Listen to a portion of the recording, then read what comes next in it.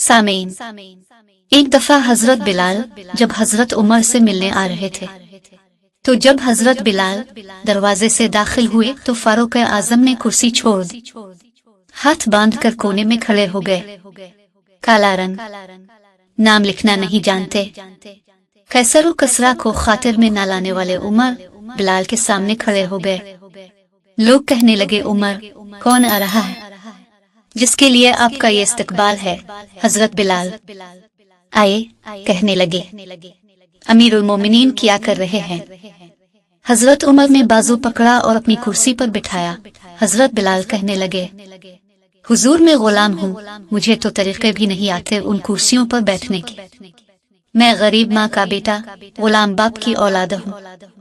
हजरत उमर कहने लगे, बिलाल तो गुलाम था, लेकिन जब से तो मुस्तफ़ा सल्लल्लाहु अलैहि वसल्लम का गुलाम बना है तो हमारा इमाम बन गया है।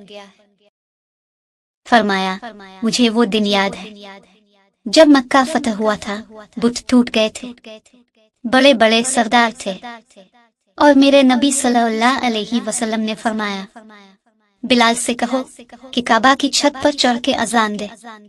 लोगों ने कहा, हुजूर किसी और की ड्यूटी लगा दे। तो आप सल्लल्लाहु अलैहि वसल्लम ने फरमाया, चुप करो, बदर में मार खा के अजान पड़े तो बिलाल, उहद में पत्थर बरसे अजान पड़े तो बिलाल, तप्ते सहराओं में पत्थर खाकर अजान पड़े तो बिलाल, बिलाल को बुलाओ। और आज अगर अल्लाह ने इज्जत दी है तो मैं लोगों को देख के बिलाल को इज्जत ना दूं। फरमाया, हुई ऊपर नहीं चढ़ेगा।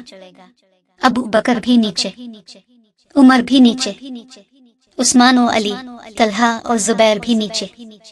आज ये हबशी गुलाम काबा की छत पर चलेगा और मैं दुनिया को बताऊंगा कि इज्जत इसी के पास होती है जो रसूल अल्लाह का गुलाम बनता है। सुभान अल्लाह।